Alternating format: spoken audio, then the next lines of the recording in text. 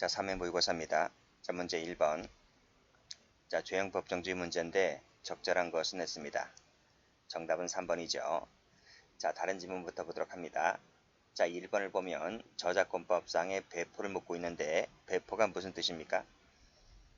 배포는 저작물 등을 일반 공중에게 양도 또는 대여하는 것을 의미하죠. 자, 그러면 mp3 파일을 컴퓨터 공유 폴더에 담아두었다. 이 담아둔 것이 이 저작물을 일반 공중에게 양도했다라고 볼 수 있습니까? 양도의 개념은 아니죠. 그렇기 때문에 이것은 배포가 될 수가 없습니다. 이것을 배포가 된다 하면 그것은 확장 해석, 유추 해석이 되는 거예요. X 하시고. 자, 2번 갑니다. 농협협동조합법상의 50조 위반죄가 됐다라고 했는데 이 위반죄가 되려면 자, 읽어보죠. 조합장 선거 공고일 이전에 금품을 제공했는데 그 이전에 금품을 제공한 것이 위반죄가 될 수 있습니까? 없습니까? 위반죄가 되려면 공고가 난 이후에 금품을 뿌렸을 때의 위반죄가 되는 겁니다. 따라서 그 이전에 뿌린 것은 위반죄가 될 수가 없는 거예요. 자, 위반죄가 된다 하면 유추 해석이 되는 거죠. 자, 3번 갑니다. 자, 사전자 기록 위작 변작죄에서 이 위작이란 말이 있는데요. 이 위작이란 말의 의미는 제가 유형 위조, 무형 위조 이거 전부 포함한다 그랬죠? 그래서 여기 권한이 있는 사람이 이러이러한 행위를 하는 것도 위작에 포함된다는 겁니다. 즉 권한 있는 사람이 하든 권한 없는 사람이 하든 전부 다 위작이 될 수 있다는 거죠. 그래서 권한 있는 사람이 하는 행위도 위작에 포함된다 하는 것은 유추해석 금지 원칙에 반하지 않는 것이죠. 그렇죠? 이런 개념은 공전자든 사전자든 똑같습니다. 그래서 이 사전자 말고 공전자로 나온다 하더라도 맞는 말이 되는 거예요. 자, 4번을 가봅니다. 자, 공선법 18조 3항이 나와 있는데 이 18조 3항은 어떤 조문이냐면 이겁니다. 선거범과 다른 죄의 경합범을 분리심리하여 따로 선고할 수 있도록 마련하는 조항이 공수법 18조 3항인데 이 18조 3항 같은 경우에는 선거범죄가 제한되어 있습니다. 그것이 대통령 선거, 국회의원 선거, 지방의회 의원 선거, 지자체 장애 선거, 즉 4대 선거에 국한되고 그 외의 선거는 이 조항을 적용할 수가 없습니다. 따라서 농협협동조합 임원은 이 조항에 적용을 받지 않는 거예요. 따라서 농협협동조합의 임원을 유추 적용할 수 있다 없다? 할 수가 없다는 겁니다. X. 답은 3번입니다. 자, 2번 범죄 종류입니다. 적절한 것은 했는데요. 정답은 2번이죠. 체포죄는 계속범위란 건 아실 것이고 따라서 일정한 시간적 계속을 요한다. 그랬을 때 기수가 된다는 것입니다. 자, 학대죄는 계속범위 아니고 뭐죠? 상태범 또는 즉시범위라 하죠. 자, 요즘 이런 범죄 종류를 묻는 문제가 자주 출제가 되고 있기 때문에 이런 것들은 좀 대비를 해 두셔야 돼요. 친고죄냐, 반의사 불벌죄냐, 그건 옛날에 많이 나왔었는데 최근의 경향은 이 범죄의 종류를 묻는 것이 출제가 많이 됩니다. 많이 됐습니다. 올해도 마찬가지고요. 자, 배임죄는 위헌범인데요. 그 위헌범인데 최근의 판례가 구체적 위헌범이다. 이렇게 판시하고 있습니다. 이것도 알아두시고 추상적이라 하면 틀립니다. 자, 그러면 이 3번은 어디가 틀렸느냐면 요게 틀렸습니다. 법률적 관점이 아니라 경제적 관점에서 판단하죠. 우리가 이것을 경제적 재산설이다 이렇게 부릅니다. 자, 4번 일반교통방해죄는 구체적이 아니라 추상적이죠. 추상적 위헌범이기 때문에 교통이 현저히 곤란할 상태가 되면 기수가 됩니다. 미수가 아니라. 여기가 틀렸고요. 또 어디가 틀렸냐면 이게 틀렸습니다. 결과가 현실적으로 발생했을 때가 아니라 그렇죠? 그것을 요하지 않고 현저히 곤란할 정도이면 족하다는 거예요.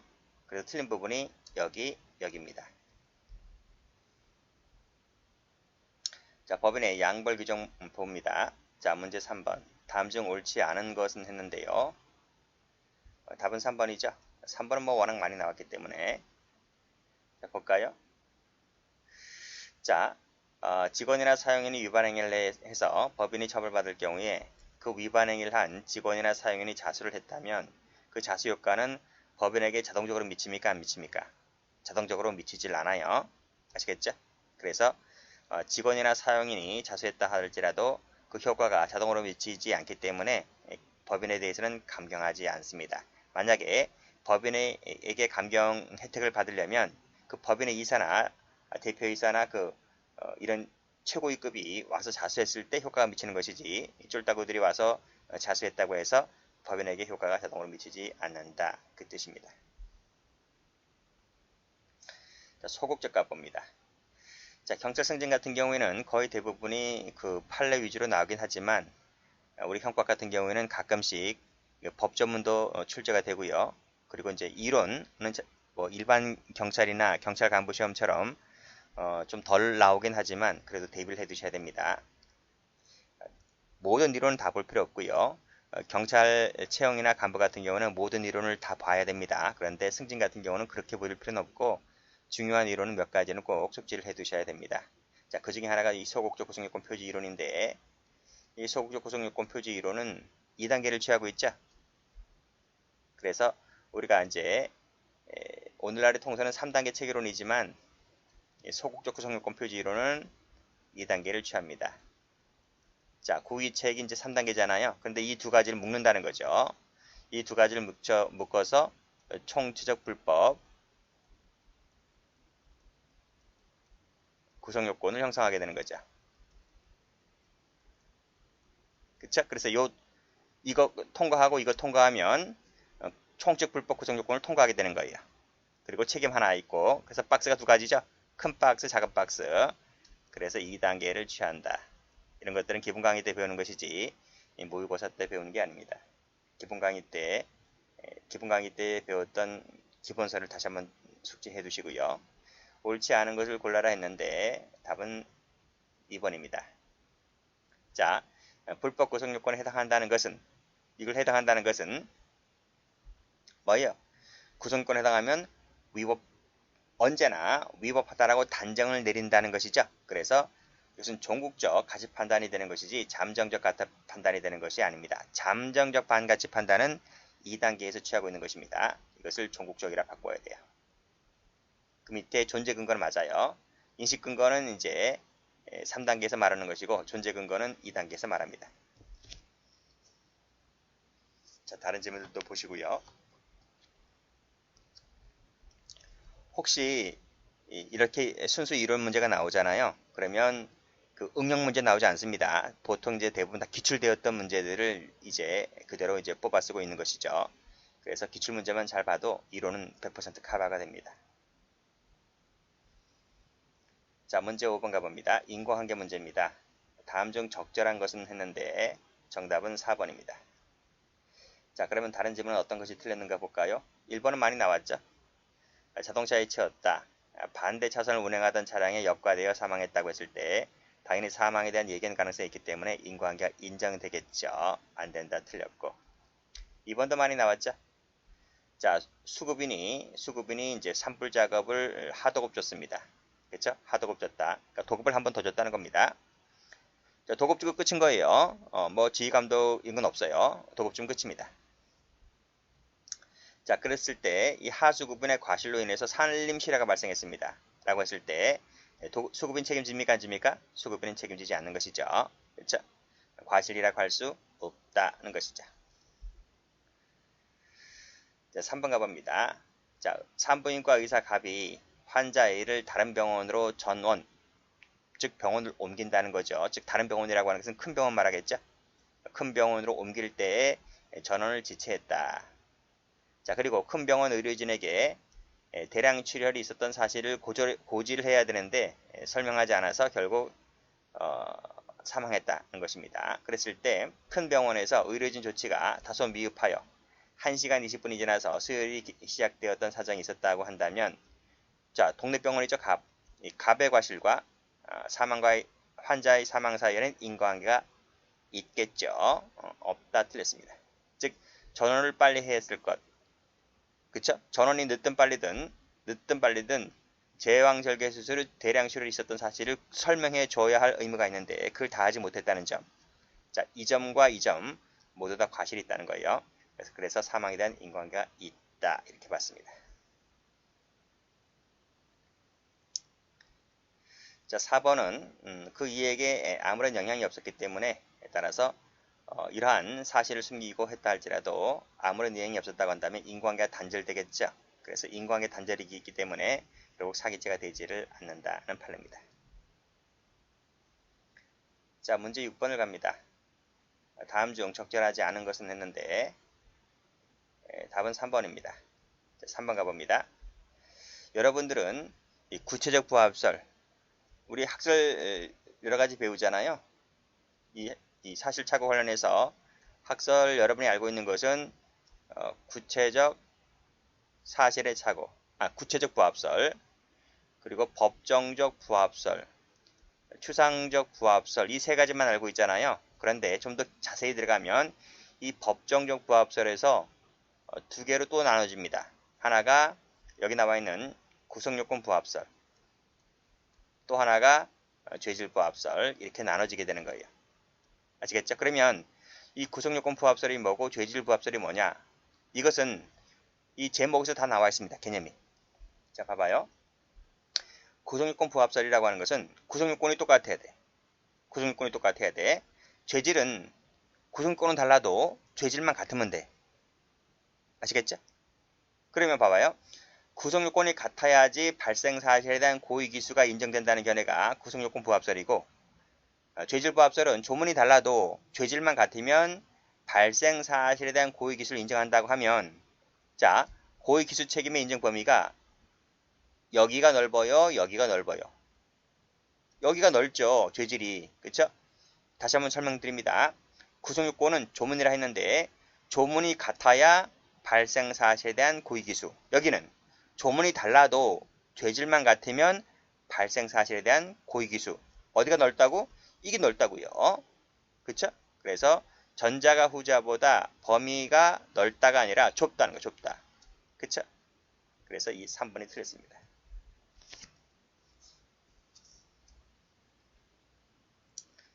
자, 7번 갑니다. 자, 다음 중에서 옳지 않은 것은 했는데 답은 4번입니다. 4번은 1회 때인가 앞에서 풀었어요. 그렇죠? 풀었는데 같은 판례입니다. 근데 이제 설명이 좀 다르죠. 그것만 차이가 있을 뿐이지 내용은 다 앞에서 다 풀었던 겁니다. 자, 읽어볼게요. 결과적 가정범의 중앙결과의 고의범이 특별관계에 있으므로 중앙결과 고의범의 법정형이 그 다음 잘 보시라고 결과적 가정범의 법정형보다 높을 때 결과적 가정범은 됩니까? 안 됩니까? 틀렸죠? 두 개의 주가 다 됩니다. 두 개의 주가 다 되고 상상적 경합이 됩니다. 우리가 일상 했잖아요. 일상. 이 규정이 있을 때에는 상경이 된다고. 없을 때에는 결과적 가정범만 되고. 그래서 일상, 업결 이렇게 외웠잖아요. 자, 8번 가봅니다. 정당방위 문제인데 적절한 것은 했습니다. 답은 2번이죠. 자, 그러면 1번 가볼게요. 1번은 뭐가 틀렸느냐면 정당한 쟁의 행위가 개시된 후라 했습니다. 개시된 후에 새로운 새로운 사항이 부과되었다면 그 부과된 사항에 대해서는 별도의 조정 절차를 거칠 필요가 없어요. 왜냐하면 개시가 된 이후니까. 그렇죠? 개시가 된 이전이라면 별도 거쳐야 할 의무가 있지만 개시된 후라고 하면 일단 출발점은 스타트를 적법하게 끊었기 때문에 새로운 쟁의사항이 추가되었다 할지라도 별도로 거칠 필요가 없다는 게 판례입니다. 이 판례도 알아두세요. 자, 3번을 가보면 문짝 떨어진 사건 아시죠? 우리 판례가 정당행위를 인정했습니다. 틀렸고. 자, 그리고 4번을 가보면 의사에 반해서 무단으로 추구했다고 했을 때 정당행위가 되지는 않죠. 우리가 절취보법 설치하고 있기 때문에 가져간다 할지라도 승낙받고 가져가야 됩니다. 무단으로 가져가게 되면 절도죄를 인정하죠.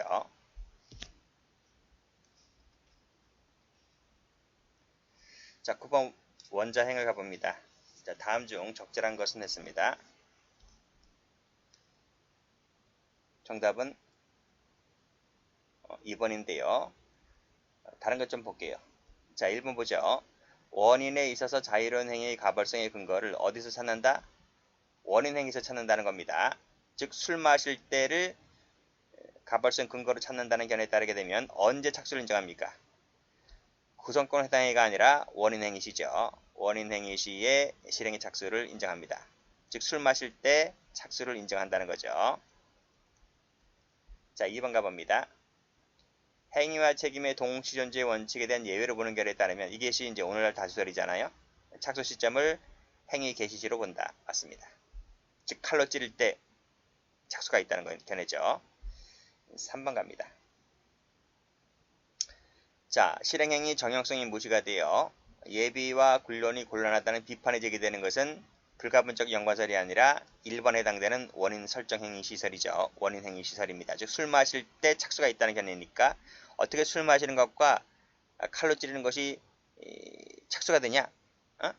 라는 거죠. 술 마시는 것과 칼로 찌르는 행위의 구별이 곤란해진다는 겁니다. 예비 행위 착수 시기의 정형성을 무시했다는 비판점을 받게 되는 것이 원인 행위 시설이죠. 자, 그리고 지금 문제가 뭐냐면 다툼이 있을 때는 판례에 의한다 했습니다. 자, 4번을 갑니다. 자, 10조 4번 같은 경우에 밑에 보시면 예견한 경우로 한정하고 있는 이상 예견 가능성이 있음에도 이야기한 경우는 포함되지 않는다. 그건 학자들 얘기입니다. 우리 판례는 고의, 원자행, 과실, 원자행을 모두 포함하고 있다. 이렇게 보고 있습니다. 포함한다고 해야 됩니다. X. 자, 10번. 자, 이것은 어떤 사례죠? 강도로 오인했다는 거죠. 그래서 상해를 입혔다라고 나와 있을 때, 이것은 오상방이구나. 오상방이 학설 5가지 다 아시죠? 잘못된 것은 모두 몇 개일까? 그랬습니다. 이 학설들 5가지 중에서 고의범을 인정하는 것은 하나밖에 없습니다. 엄격책임설. 그래서 밑에 보시면 엄격책임설만 고의범으로 처벌합니다. 상해죄 기수. 나머지는 다 과실입니다. 그래서 일단 디귿은 맞아요. 자, 1번을 가보면 과실범. 맞죠? 자, 2번을 가보면 엄격고의설에 따르면 상해죄다. 상해죄는 엄격책임설밖에 없다니까요. 그래서 엄격고의설은 역시 기업범과 똑같이 과실치상죄를 인정합니다. 틀렸습니다. 여기도 보세요. 과실범이죠? 과실범이잖아요. 그쵸? 그래서 레일번 구성요건 착오 유추 적용설 하는 제한적 책임설에 따랐을 때 제한적 책임설이 2가지잖아요. 유추 적용설, 법효과 제한적 책임설. 이 2가지죠. 이 2가지가 이제 제한적 책임설이 됩니다. 하나가 유추 적용설, 하나가 법효과 제한적 책임설. 이것이 다수설이고요. 둘 다 과실범이 됩니다. 과실범이 되는데 조심할 것이 있습니다. 이 법효과 제한적 책임설에 따르게 되면 즉 이 견해는 고의의 이중적 지위를 인정하는 견해인데 불법 고의가 부인되어서 과실범이 된다고 했는데 아닙니다. 불법 고의는 인정됩니다.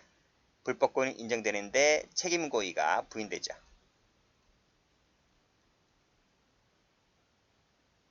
그 불법 고의를 책임 고의로 바꾸셔야 돼요. 그게 틀렸습니다. 됐죠? 자, 이건 맞고요. 자, 고의 이중적 지위가 바로 이 법효과 제한적 책임설입니다. 자, 여기에 따르게 되면 책임 고의는 탈락되지만 구성요건적 고의는 인정된다. 맞습니다. 제가 설명드렸죠? 이 구성요건적 고의가 바로 뭐다? 이퀄 불법 고의가 됩니다. 그쵸? 동그라미죠. 공부가 되신 분들은 이게 같은 문제라고 하는 걸 알 수가 있는데 공부가 안 된 분들은 뭔 소린가 하겠죠. 그러니까 뭐 어려운 거 없습니다. 전부 다 과실범인데 엄격 책임설만 고의범이다. 그리고 조심할 것은 어떤 고의가 조각되는지, 즉 법효과 제한적 책임설, 이중적 지위에 따르는 법효과 제한적 책임설에서 어떤 고의가 인정되고 부정되는지를 잘 파악해 두시면 됩니다. 정답은 몇 번이죠? 2번 됩니다. 자, 여기까지 합니다.